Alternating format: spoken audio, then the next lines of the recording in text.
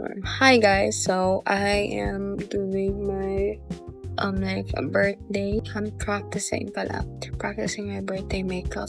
And I did pretty well. It's pretty like I had perfected the look. I bought this curler pala around I think a year ago na din talaga, or maybe like 2. I think a year ago. Kasi I bought this on 2025 around February or March. Not quite. I bought this in January. I don't know why. Pero I think I bought this kasi like look at that curl. I wanted to try curling my hair kasi for a very, very long time now. Like, anong height sa mga curly hair? I wanted to see kung ano ang height pag may curl ka ng hair mo. I'm still new to this kasi medyo wala akong patience sa ng hair ko. Sobrang wala patience for that. Bull siya. Like, look! Imagine ang ganda niya dyan sa camera. Imagine what it would look like sa personal. I think it's because of the hair. And personally, I think mas bagay talaga sa akin ang light hair than dark hair, or this type of color suits me. Yung mga parang hazelnut brown or like milk tea. I feel like that is more of my style, or like it suits me rather than black hair. Look at that hair. 2 pieces pa lang yan. I have not yet. Wala pa tayo sa kanin kingon. Pag sky. I feel like kaya din ako hindi na gaganto kasi nga wala akong patience, and parang it will take a lot of your time. Then you have to get ready a lot of, you're saying a bit more earlier than your usual time. I think not a bit, just early, 2 hours ahead, kasi I think this hair will take 1 hour and a half to do so, or like to fully finish the whole head. Look at that bounce. I super duper love curly hair. I just can't do it myself. It's not curly, I'm on the wavy side of the hair, so I cannot do both. Not ito siya nito. I think that this would have been easier if long hair cut, pero hindi tayo long hair, cut tayo ng cut ng buhok. So tiisin yan, girl. This part is also lighter than the bye-bye.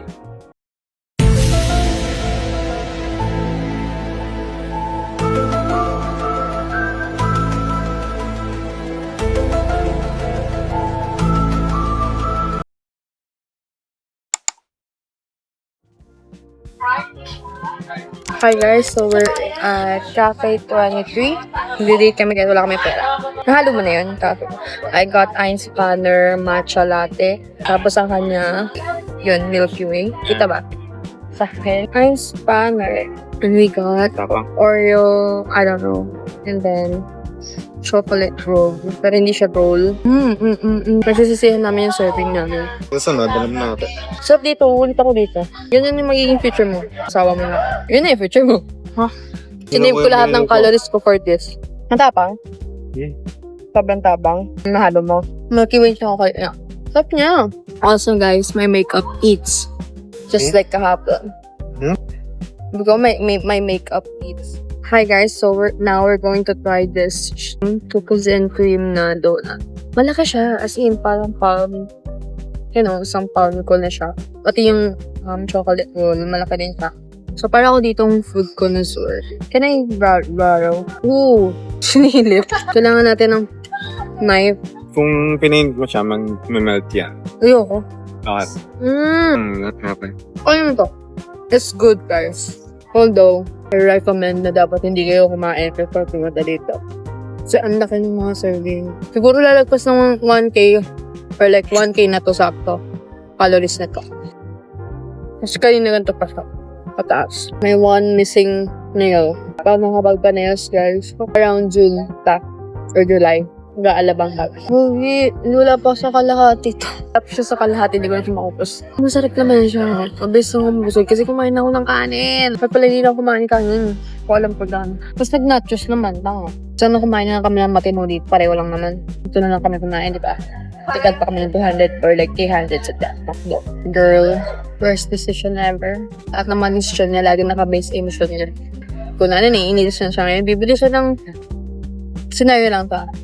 Ngayon, naiinitis siya ngayon. Bibili siya ng aircon 2. Kahit magtataglamig na. Ganyan siya. Tapos pagsisisihan niya. Ganyan siya mag-decision. Bibili siya lagi kapag yung mga nararamdaman niya.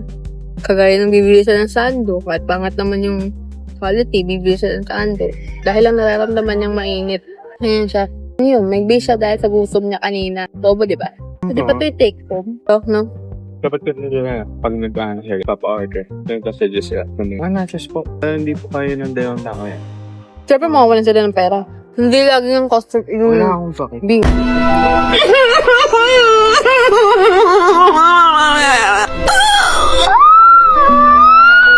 Wait lang. Hindi lang yung restaurant ang sinisisi. So, tinatanong din niya ng customer. Yung gusto How many servings po yung Ako nga lang eh. bulok? Naninisi ng restaurant. Ako nga lang. Wala akong tingin. Ay, iyabang pala natin to. Ayuka. Uy, new shirt niya. Hinayabang niya yan, guys. Hinayabang niya yung new shirt niya kasi daw, mahal daw yan. Plus, sa floating siya. Tapos, makapal ang tela niya. Ano, makatantang mo. May noodle pa siya sa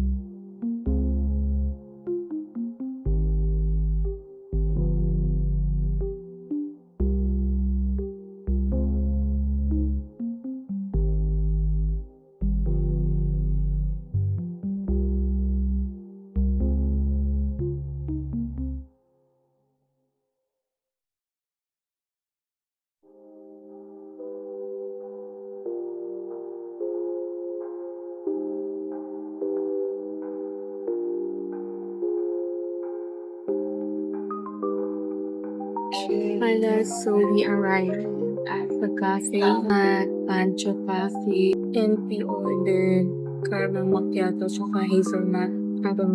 Konti lang yun basta. Here's my pet. I really love my pet pero wala ko masyadong picture. But I took a picture and he took pictures of me. Tapos ito siya. Pakita ko sa inyo yung snippets ng picture niya sa oh my god, I really love this shot. Ako lang naka-exit niya. Sorry. Like, the face. Tapos, Saan na siya? Bumakain ng t-shirt. whereas I ordered naming cafe.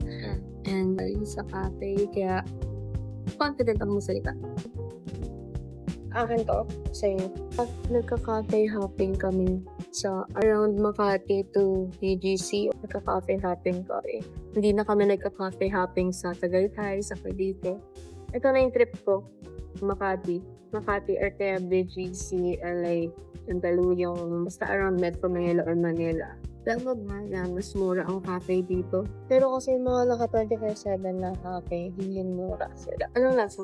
Lahat masyadong matamis yung it's too sweet. He ordered caramel macchiato, I ordered hazelnut. Alam mo ba na nag-decide ako whether Sa Daspo na lang tayo para makapag-picture na tayo photo booth. Pero naisip ko, pwede na tayo mag-photo booth anytime na sa PayPal na tayo photo booth. Yung magandang photo booth doon, B. Walang kwentang photo doon. Hindi, yung isa nga. Yung nakaupo. doon. Hindi, yung nakaupo nga. Opo. Yung, ang di ba sa mga pinag-judgingan natin? Di ba may photo booth na nakulay red? Yung cortina. Ang tinuro ko sa'yo, din tayo mag-photo booth. Every Thursday yun, hanggang 12 a.m. So, sa Thursday, mag-photo booth kami. Kasi why not? Hindi na ako nakapag-picture sa cafe. Bala ko kasi mag-picture dito. Nakakaya sila.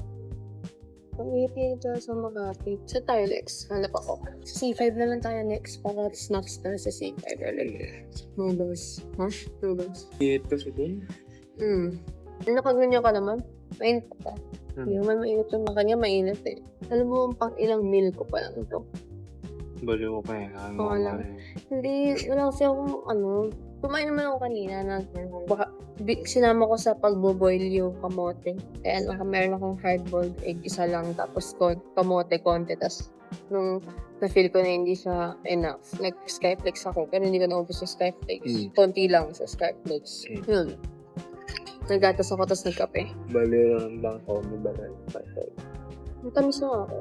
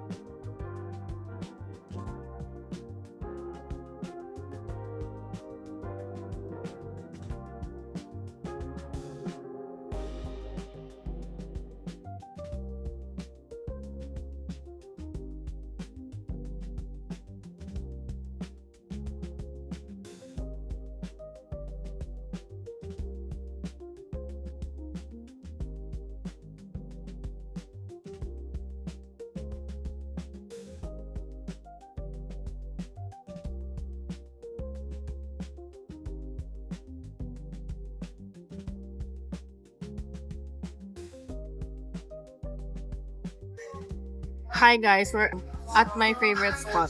Nasa kami? Shell C5. Kung saan maraming airplane. And I'm eating for the first time yung pop bar. Ever since I was a child. Ever since bata ako, I've been wanting to try pop marts. And I've been curious kung anong lasa niya. Kasi growing up, I used to watch the YouTube videos na sarap niya. Sarap siya. I got the strawberry flavor. Hindi siya super sweet, hindi overbearing sweetness niya. I like it. He got spicy bok choy noodles kasi masakit na yung lalamunan niya. He just went sa Pancho Cafe and nagkape lang talaga kami kasi we ate na ng dinner. Although yung dinner na yun is kind of like lunch plus dinner sa akin. Kasi yung kanina ko, yun yung lunch ay breakfast at lunch was my first decent meal. Pala mo, vlogger. Wala, no? Sarap. Hindi. Le? Kaya trip yan. Wala kasing iba eh. Well, it was fine. Oh my God, may aalis ata na airplane or may naglanding na airplane. Wait lang, let me just take a video. I'm gonna show you here. I'm gonna show the clip here.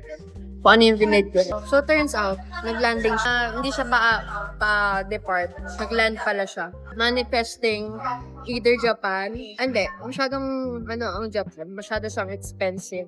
Either Thailand or Vietnam. Pero mas realistic. Hindi pa. Pero mas realistic yung Boracay or Zambales. 2027 trip namin, dalawa. Diba?